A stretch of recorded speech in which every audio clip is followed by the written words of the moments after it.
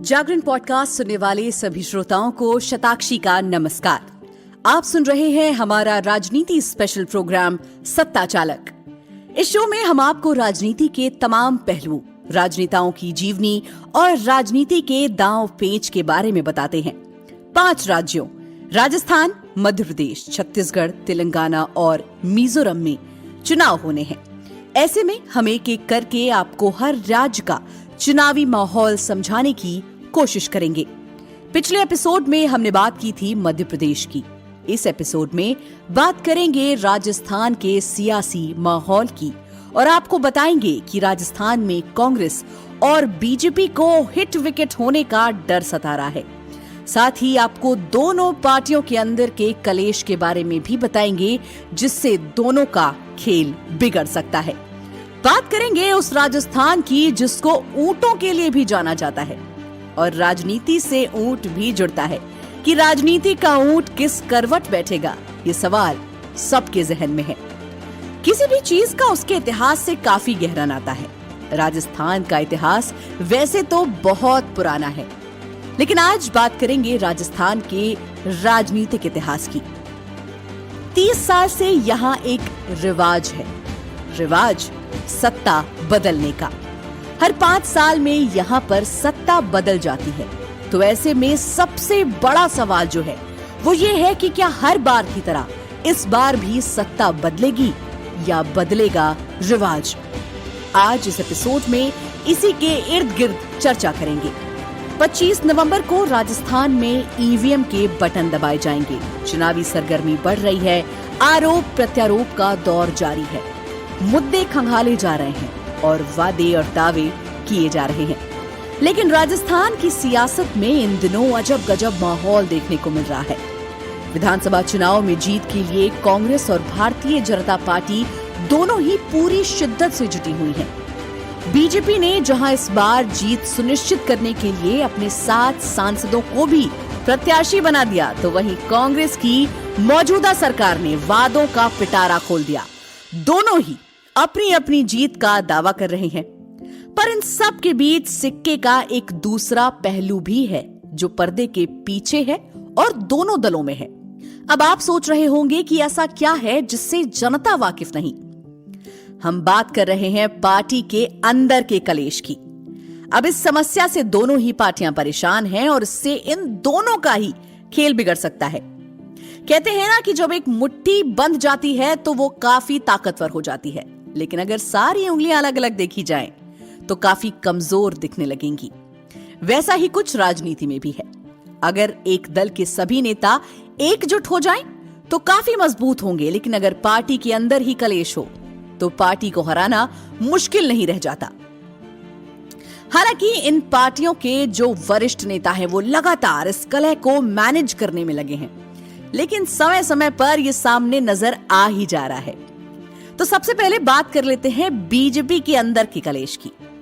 BJP के अंदर का ये घमासान चुनाव की तारीख के ऐलान से 1 से 2 महीने पहले से ही नजर आने लगा है।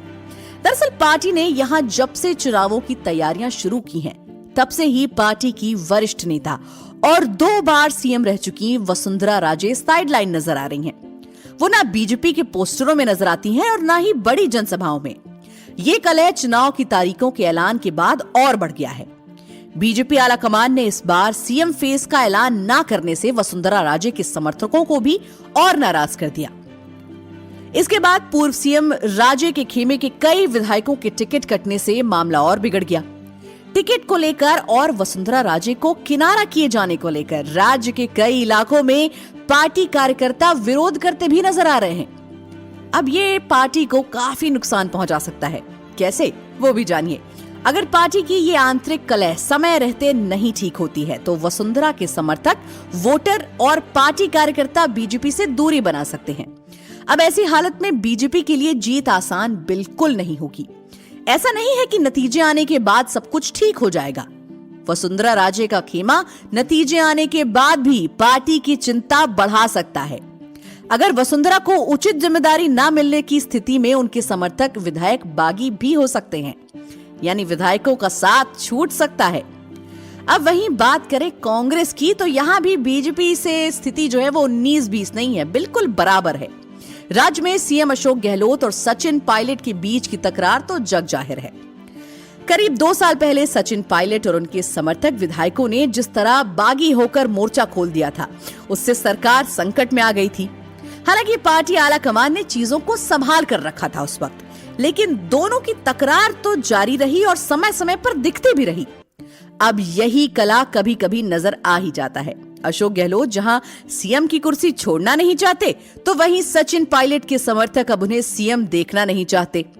इसके अलावा टिकट कटने से भी कई नेता नाराज हैं और लगातार पार्टी के खिलाफ विरोध कर रहे हैं। अब कांग्रेस को इसका नुकसान कैसे होगा वो भी जानिए। पार्टी में अगर फिर से सीएम की कुर्सी को लेकर सचिन पायलट और अशोक गहलोत आमने सामने होंगे, तो इस बार फिर से दोनों खेमे के विधायक एक दूसरे के खिलाफ मोर्चा खोल सकते हैं। ये स्थिति पार्टी को नुकसान पहुंचा सकती है। कांग्रेस के लिए भी जीत के बाद भी चीजों को मैनेज करने की चुनौती रहेगी। नतीजे आने के बाद भी अगर पायलट और गहलोत खेमे के विधायक आपस में लड़ते नजर आए, तो यहां भी मध्य प्रदेश जैसी स्थिति ही नजर आ सकती है, जहां 2019 में ज्योतिरादित्य सिंधिया ने अपने समर्थक विधायकों के साथ मोर्चा खोलते हुए बीजेपी का दामन थाम लिया था।